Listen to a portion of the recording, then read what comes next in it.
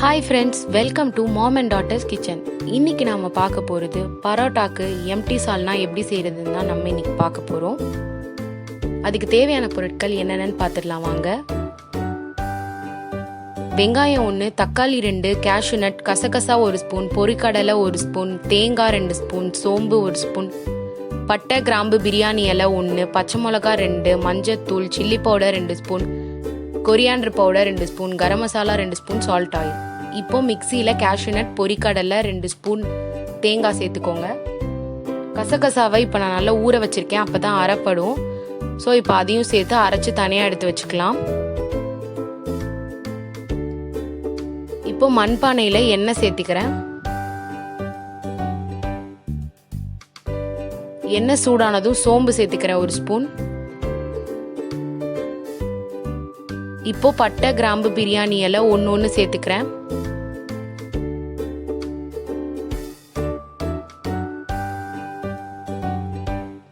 இப்போ இது நல்லா வதங்கின உடனே வெங்காயத்தை இதில் சேர்த்துக்கலாம். நீட்டாக கட் பண்ணி வச்சிருக்கேன், அந்த ஒரு வெங்காயத்தை இதில் சேர்த்துக்கலாம். வெங்காயத்தை நல்லா வதக்கிக்கோங்க, நல்லா கோல்டன் ப்ரௌன் ஆகிற வரைக்கும் வதக்கிக்கோங்க.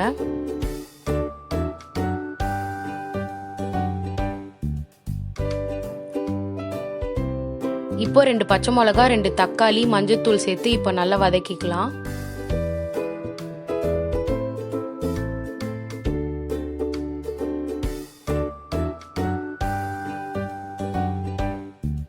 இப்போ 2 ஸ்பூன் சில்லி பவுடர் சேர்த்துக்கிறேன். இதில்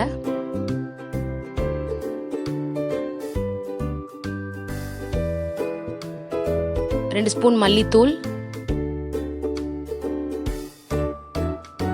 2 ஸ்பூன் கரம் மசாலா சேர்த்துக்கிறேன்.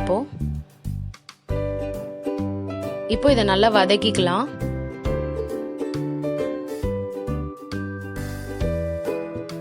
தேவையான அளவு உப்பு சேர்த்துக்கிறேன்.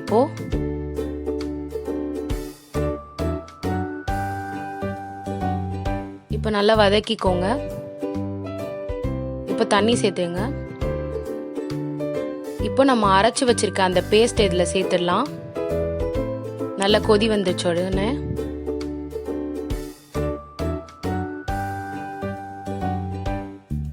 இப்போ கொஞ்சம் தண்ணி சேர்த்துக்கோங்க. நல்லா கிளறி விடுங்க. இப்போ எண்ணெயும் சில்லி பவுடரும் சேர்த்துருக்கேன், தாளிச்சு இதில் கொட்டிடலாம். இது சும்மா கலருக்காக தான். இப்போ இதை நல்லா கிளறி விடுங்க. இப்போ கொத்தமல்லி சேர்த்து இறக்கிடலாம். சுவையான எம்டி சால்னா ரெடி ஆயிடுச்சு. கண்டிப்பாக ட்ரை பண்ணி பாருங்க. இந்த வீடியோ உங்களுக்கு பிடிச்சிருந்துச்சுன்னா லைக் பண்ணுங்க, ஷேர் பண்ணுங்க, கமெண்ட் பண்ணுங்க. அப்படியே மறக்காம பக்கத்தில் இருக்க பெல் ஐக்கானை கிளிக் பண்ணுங்க, சப்ஸ்கிரைப் பண்ணுங்க. தேங்க்யூ.